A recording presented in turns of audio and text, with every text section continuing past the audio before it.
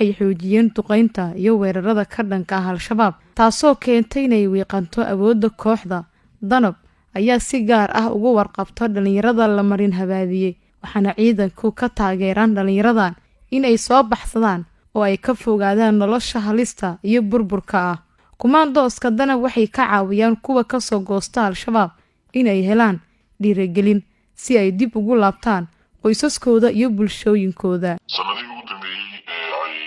shaqaynayeen ciidanka kumaandooska Danab waxaa jira tiro aad u badan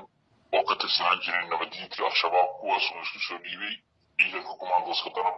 waxayna isku soo dhiibeen gobollada kala duwan ee ay ka howlgalaan ciidanka kumaandooska Danab. Isu soo dhiibay haddaa maqasho waa nin si voluntary ah ama si iskiis ah isagoo xor ah soo goostay ururka Al-Shabaab kadibna isku soo dhiibay ciidamada kala duwan ee xoogga dalka Soomaaliyeed iyo ciidanka nabadgelyada iyo booliska. Danabna waxay qayb ka tahay ciidamada kala duwan ee isku soo dhiibaan. Yuusuf ma ahan magaciisa dhabta ah oo ka tirsan Danab wuxuu sheegay in qofka ka soo goosta Al-Shabaab ay kumaandooska Danab mariyaan hanaan kala duwan oo uu ka mid yahay baaritaan dheeraad ah kadibna loo diro xarumo dhaqan celin. ayagoo rafaadsan oo jir ahaan iyo maskax ahaan u duruufaysan ayay isu soo dhiibaan marka koowaad waxayna noo sheegaan inay fahmeen fikirka khaldan ay ku dhex jireen iyo been sheegidda ay Al-Shabaab ka been sheegayaan diinta Islaamka iyo buraadiimeedka Al-Shabaab waa la dejiyaa waa nastaan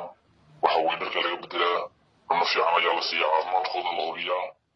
Natiijada laga dhaxlay taageerada ay Danab siiso dhalinyarada soo goosta waxaa ka mid ah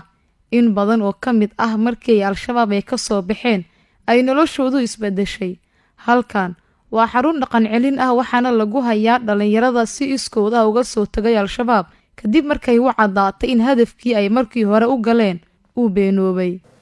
maskaxdayda way bedeleen sideen ku raacay dil markaan dhex joogaan fahmay waxay qaabkay yihiin iyo dad arxan daro oo ishaqada arxan laabo inay yihiin aan ogaaday sidaa darteeda marka fal aan kusoo baxsanayaan diyaarsaday sideen ugu soo baxsaday waxaa u galaysaa janna u galaysaa arrinkan waxyaabo badan aakhirada adduunka waa ku liibaanaysaa fikrada noocaas laga dhaadhiciyay markii aan ogaaday in falal xun ay ku qaaqaan dad ay yihiin arxalaawayaal ah aan ogaaday ma ogeyn macnaha sida hadda dad masaakiin oo shaqaynaysanaysa hadda qarxin uu fulinayo sida hadda dad oo ashaadan fikirnayo kale oo la tuurinayo filayo ma uu raqam sidaas. dhalinyarada xarunta ay ku jirto waxay dareemayaan inay hadda u nool yihiin sida bulshada caadiga ah isla markaana ay ka raysteen nolol aad u adag. waxaa la siiyay waxbarasho aasaasi ah iyo xirfado farsamada gacanta oo qorshuhu yahay in ay ku shaqaystaan markii halkani ay ka baxaan. dhalinyarada hadda ku sii haray gacmaha Al-Shabaab ama si hadda kasii tirsan ururka xagjirka ee Al-Shabaab waxaanu u sheegaynaa inay isu soo dhiibaan ay isu soo dhiibistu furan tahay.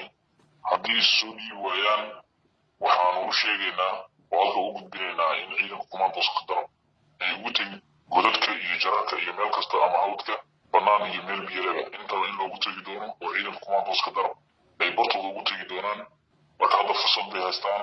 fursadaas ha ka faa'iidaysteen dhalinyarta la khalday ee rafaadka iyo dhibaatadu ku haysato ee gumaysiga ku jira inay gumaysiga kasoo baxaan ayaan ugu baaqaynaa. fariinta kumaandooska Danab ay u hayaan dhalinyarada weli ku jirta Al-Shabaab waa in ay weli u furan tahay inay isa soo dhiibaan oo ay ka soo baxsadaan kooxda si ay u